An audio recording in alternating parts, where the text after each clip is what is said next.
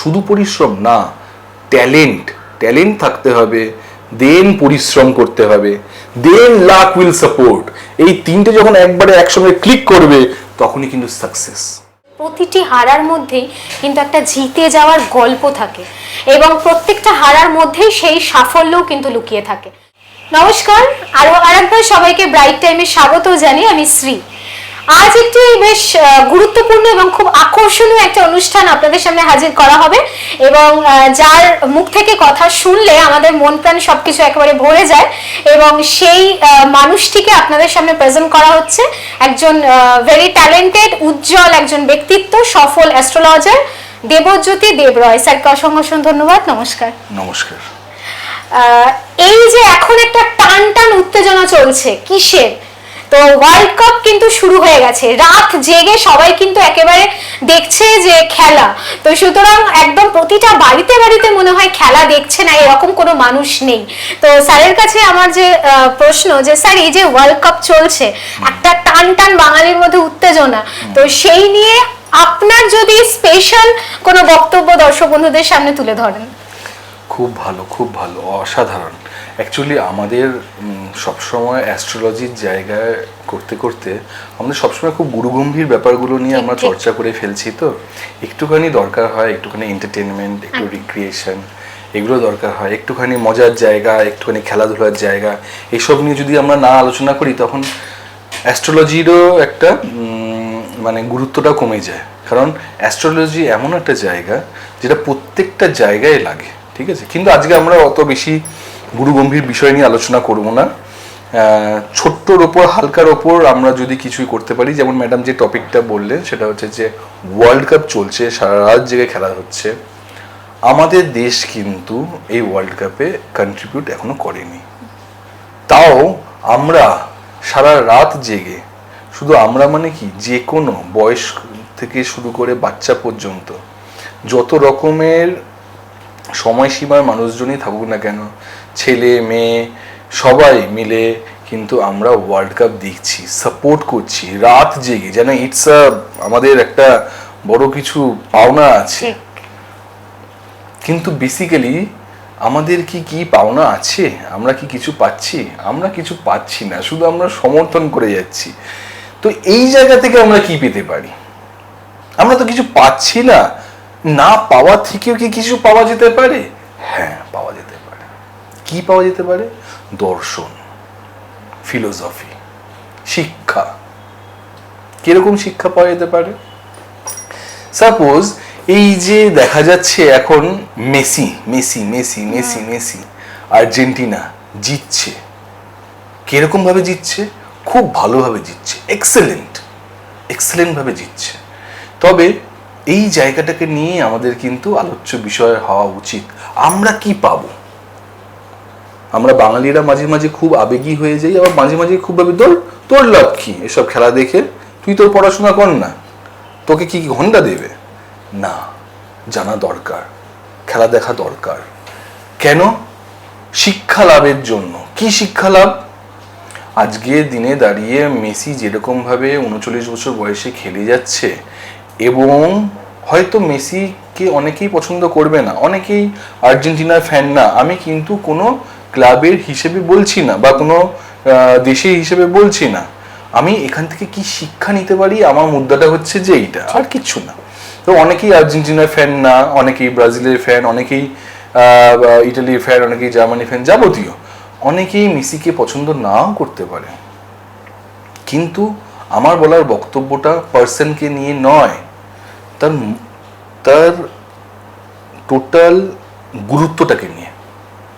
যে Messi start করেছিল world cup 2006 থেকে, 2006 ওয়ার্ল্ড কাপ, 2010 ওয়ার্ল্ড কাপ, 2014 ফাইনালে গিয়ে জার্মানির কাছে হেরে গেল, 18, তারপর 2022 আর্জেন্টিনা ওয়ার্ল্ড কাপ জিতলো, 2026 ফাইনালটা বাকি আছে। কার সাথে হবে? আর্জেন্টিনার সাথে স্পেনের। এই জায়গায় জানি না সে আর্জেন্টিনা জিতবে কি জিতবে না, সেটা জিতলে না জিতলে না, তাতে আমাদের কোনো যায় আসে না। আমরা কি শিখতে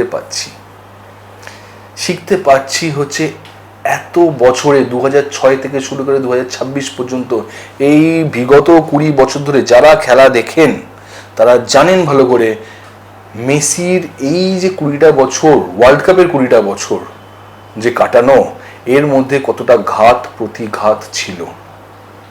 2014 পর সে ত্যাগ করে দিয়েছিল যে আমি আর ওয়ার্ল্ড খেলবো না, কিন্তু তারপরও তাকে সে আসে। তো আমার বলার বক্তব্য হচ্ছে এখান থেকে আমরা কি শিখতে পাচ্ছি আদৌ? এক নম্বর শিখতে পাচ্ছি হচ্ছে একাগ্রতা এবং লেগে থাকা। সবার প্রথম জিনিসটা হচ্ছে লেগে থাকা। ফেলিয়ার সাকসেস, বাট ফেলিয়ারকে না ছাড়া, ফেলিয়ারকে ছাড়া যাবে না। ফেলিয়ারের জন্যই আজকে মেসি, ফেলিয়ারের জন্যই কিন্তু আজকে আমাদের খেলাটা ততটাই জমজমাট হচ্ছে। যদি এই 2006 থেকে 2018 পর্যন্ত ফেলিয়ার যদি না থাকতো তাহলে আজকের আর্জেন্টিনা হতো না।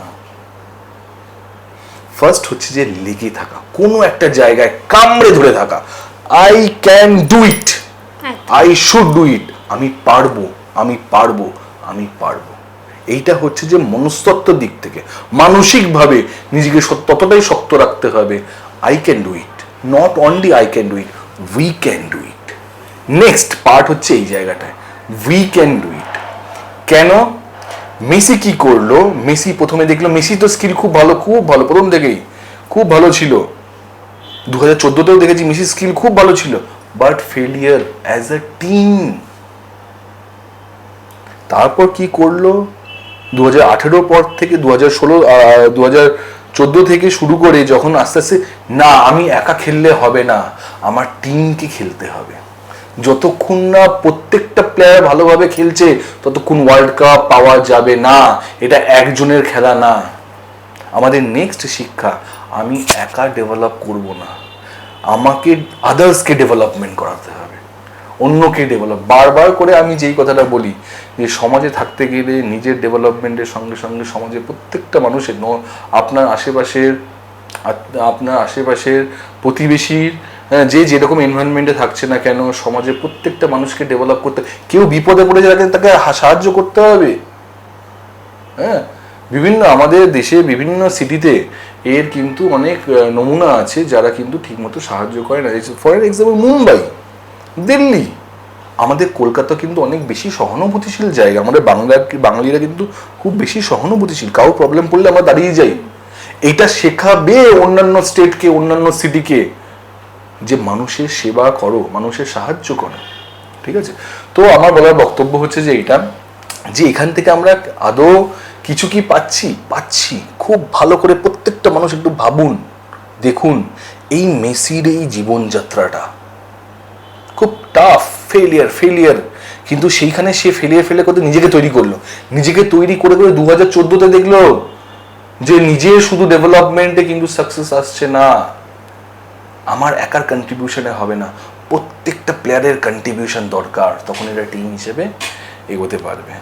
তো সেরকমভাবে আমাদের দেশ, আমাদের রাজ্য, আমাদের ধর্ম, আমাদের জাতি ধর্ম নির্বিশেষে প্রত্যেকটা মানুষ যেন সবাই যেন সমানভাবে এগোতে পারে, তার জন্য মাথায় তখনই কিন্তু আমরা উন্নতিশীল দেশ হতে পারবো। আজকে আমাদের একটা ড্রব্যাক আছে ইন্ডিয়ানদের ক্ষেত্রে, আমাদের ইউনিটি কিন্তু কম, স্পেশালি আমাদের বাঙালিদের মধ্যে। এটা কিন্তু আমাদের আমি বাঙালি হয়ে বাঙালির কথা বলছি, কারণ যতক্ষণ না আমি নিজেকে নাড়াচাড়া করবো না, নিজেকে ক্রিটিসিজমের মধ্যে ফেলবো না, নিজেকে সমালোচনা করবো না, ততক্ষণ আমি ডেভেলপ করতে পারবো না। এটা বাঙালির দোষ। বাঙালিরা কিন্তু একসঙ্গে ইউনিটি নেই।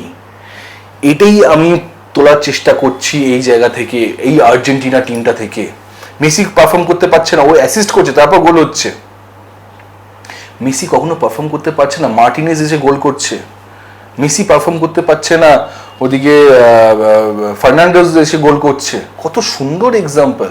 একার ওপর কিছু থাকবে না, সেরকম ভাবে কিন্তু আমাদেরকে তৈরি করতে হবে। আমাদের ওই জিনিসটাকে দেখে আজকে এতগুলো বড় বড় টিম ইংল্যান্ডকে হারালো, হ্যাঁ, ওদিকে মানে হারতে হারাচ্ছে, এরকম প্রত্যেকটা খেলা জমছে।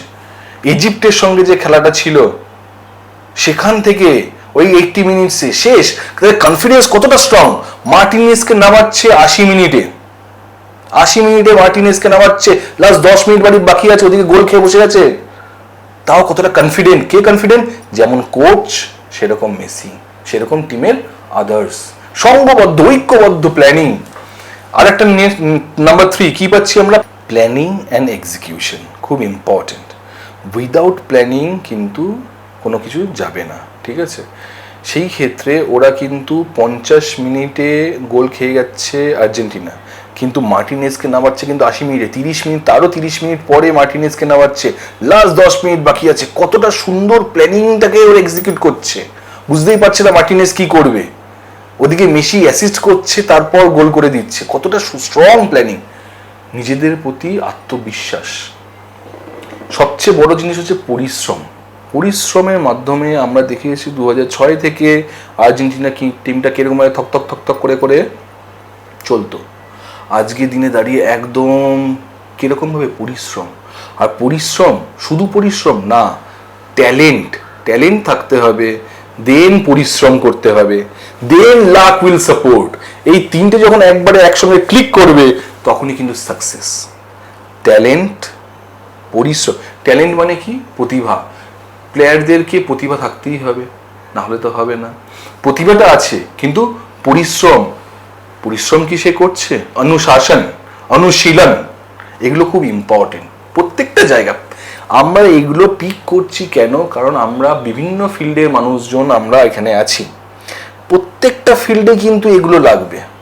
রেগুলার, সাপোজ কেউ প্রাণায়াম করছেন, রেগুলার প্রাণায়াম করা দরকার। কেউ এক্সারসাইজ করছেন, রেগুলার এক্সারসাইজ করা দরকার। কেউ স্টুডেন্ট অঙ্ক করছেন, রেগুলার অঙ্ক করা দরকার। এগুলো হ্যাবিট। হ্যাঁ, আজকে আমরা চার্ট অ্যানালাইসিস করছি, আমি যত চার্ট অ্যানালাইসিস করবো তত আমার অভিজ্ঞতা বাড়বে, আমি মানুষকে আরো ভালোভাবে সেবা দিতে পারবো। তো সেইটা পরিশ্রমটা, কিন্তু পরিশ্রম ছাড়া কিন্তু কিচ্ছু হবে না। আর যতই ট্যালেন্ট থাকুক না কেন, পরিশ্রম ছাড়া কিচ্ছু হবে না। মাস্ট পরিশ্রম। পরিশ্রমের পরই দেখা গেছে যে অনেকে বলছে এর আগের খেলাগুলোতে যে হ্যাঁ রেফারি ওদের সাপোর্ট করেছে, লাক সাপোর্ট করেছে। ট্যালেন্ট ছিল, পরিশ্রম করে তৈরি করেছে, দেখা গেছে মাঠে। কারণ একটা মানুষ বা কোনো মানুষ যখন প্রচন্ড রকম পরিশ্রম করে, বলা হয়েছে যে কায়নাত উসকো দেনে কে লিয়ে রাজি হো জাতা হ্যায়। তো সেই জায়গায় দেখাচ্ছে রেফারি আছে বলে রেফারির কথা অনেকে বলছে, কিন্তু রেফারি না, কে সাপোর্ট করছে? ওদের লাক এসে সাপোর্ট করে যাচ্ছে, ভাই নাও তুমি এবার ওয়ার্ল্ড কাপ নাও। নাম্বার 4 হচ্ছে যে মানুষের ভালোবাসা, সবচেয়ে ইম্পর্টেন্ট জিনিস। আজকে মেসি কি একা আছে? রোনাল্ডো নেই, নেইমার নেই, কিন্তু ওরা অতটা ডেডিকেটেড হতে পারছে না, তৈরি করতে পারছে না নিজেদের দেশটাকে, যেটা মেসি করতে। নিজে একা তো খেলেছে, প্লাস সবাইকে খেলা তৈরি করছে। আর তার এই আচরণ বিধির জন্য, যেমন আমাদের সচিন তেন্ডুলকর, ঠিক আছে, এরা কিন্তু কোনো পলিটিক্সের বাইরে, এরা দেশের বাইরে, ঊর্ধ্বে। সচিন হচ্ছে যে একদম ক্রিকেটের জনক, শ্রেষ্ঠত্ব, ক্রিকেটের সবকিছু, গড অফ ক্রিকেট হচ্ছে সচিন তেন্ডুলকর। সব দেশের বাইরে, দেশের বিভাজনের বাইরে। সেরকম মেসিও কিন্তু দেশের বিভাজনের বাইরে। কারণ ওর জীবনটাকে যদি ভালো করে আমরা পর্যালোচনা করতে পারি, তাহলে দেখা যাবে যে এরকম যে কঠোর পরিশ্রমের মাধ্যমে এবং শুধু নিজের ডেভেলপমেন্ট না, অন্যের ডেভেলপমেন্টের মাধ্যমে দেশকে উন্নতির জায়গায় নিয়ে যাচ্ছে। এবং সেই ক্ষেত্রে লাস্টে এটা বলছিলাম হচ্ছে এই ওর আচরণ বিধির জন্য মানুষের প্রচুর ভালোবাসা, প্রচুর ভালো। যারা দেখছে 2006 থেকে 2006, 2010, 2014, 2018, 2022, 2022-এ ওয়ার্ল্ড কাপটা কেন পেল? মানুষ, পুরো বিশ্বের মানুষ, 80% বিশ্বের মানুষ বলছে যে ভাই তুমি নাও এবার ওয়ার্ল্ড কাপ। এইবারও মানুষ চাইছে যে তুমি নাও, তুমি জিতলেই আমার আনন্দ, তোমার জেতাতেই আমার আনন্দ। এই যে ভালোবাসাটা, এই ভালোবাসাটা খুব দরকার। আমার কর্ম এমন হবে, মানুষ আমাকে ভালোবাসবে, কারণ আমি মানুষের ভালো করবো, কারো ক্ষতি করব না। আমি ডেভেলপমেন্ট করব, আমি ডেভেলপমেন্টের দিকে এগিয়ে যাব। তখন মানুষ আমার জন্য ভগবানের কাছে কামনা করবে, যেটা আজকে মেসির জন্য মানুষেরা কাঁদছে। যখন লাস্টে গিয়ে গোল আমার নিজের চোখ থেকে জল বেরিয়ে যাচ্ছে, আমি রাখতে পারছি না আমার ইমোশনকে কন্ট্রোল। লাস্টে যখন ওই 10 মিনিটে গোলগুলো দিয়ে জিতে যাচ্ছে, রাখা যাচ্ছে না। মানুষের আশীর্বাদই কিন্তু মানুষকে জেতাবে, উন্নতির দিকে নিয়ে যাবে, সুস্থ সমাজ, সুষ্ঠ জীবন, সুষ্ঠ সব কিছু ভালো করে তুলবে। কিন্তু তার জন্য দরকার মানুষের ভালোবাসা, মানুষের প্রেম, মানুষের আশীর্বাদ, মানুষের ভরসা, সেইগুলোর জন্য মানুষের জন্য কর্ম করতে হবে। আমাদের কর্মটা যদি শুধুমাত্র আত্মকেন্দ্রিক না হয়ে যদি সার্বিক হয়, তাহলে কিন্তু আমাদেরকেও মানুষ ভালোবাসবে এবং আমরাও কিন্তু জীবনে শিখরে পৌঁছাতে পারবো। নিজে আনন্দ পান, সবাইকে আনন্দে রাখুন, এটাই আমাদের জীবনের লক্ষ্য। হিংসা, মারামারি, কারোর আনন্দ হলে আনন্দ পান, তবেই আপনার মানুষের আনন্দে আনন্দিত হওয়ার মজাই আলাদা। কোনো টাকা পয়সা এই আনন্দ দিতে পারবে না, কোনো অর্থ এই আনন্দ দিতে পারবে না। অর্থে আনন্দ হয় না, অর্থে না অনেক হেডেক বাড়ে, অর্থে আনন্দ হয় না। আনন্দ জিনিসটা আলাদা। হ্যাঁ, সবাই মিলে আনন্দ, যেটা আর্জেন্টিনা লাস্টে নাচছে, ওরা যে মাঠের মধ্যে নাচছে, কি আনন্দ, কেন এত নাচছে, কেন? কারণ ততটা পরিশ্রম করেছে, দে ডিজার্ভ ইট, ততটা পরিশ্রম ওরা করেছে, সেই জন্য সেই আনন্দে আনন্দিত হচ্ছে। আনন্দ পান, জীবনটাকে সুখে শান্তিতে করে তুলুন। একদমই তাই। দর্শক বন্ধুরা, কিছু অনুষ্ঠান এমনই থাকে যে টপিকগুলো মনে কিন্তু দাগ কেটে যায়। আজ তেমনই একটা অনুষ্ঠান দেবজ্যোতি স্যারের মুখ থেকে শোনা হলো এবং আপনাদের সামনেও সেটা প্রেজেন্ট করা হলো। এবং স্যার যে টপিকটা আজকে চুজ করেছেন এবং আপনাদের সামনে যেটা প্রেজেন্ট করা হলো, এখান থেকে একটা কথাই উঠে এলো যে প্রতিটি হারার মধ্যেই কিন্তু একটা জিতে যাওয়ার গল্প থাকে এবং প্রত্যেকটা হারার মধ্যেই সেই সাফল্যও কিন্তু লুকিয়ে থাকে।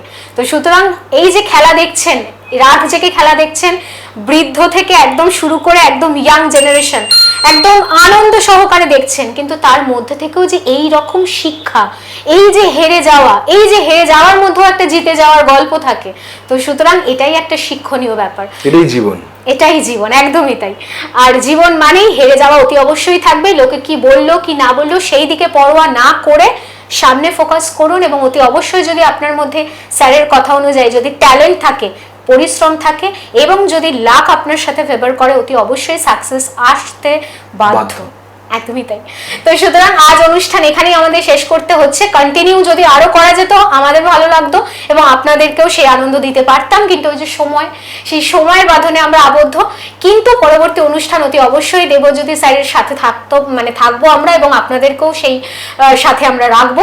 ততক্ষণ ব্রাইট টাইমের সাথে থাকতে ভুলবেন না। ভালো থাকুন, সুস্থ থাকুন, খেলা দেখতে থাকুন। নমস্কার। And enjoy the World Cup.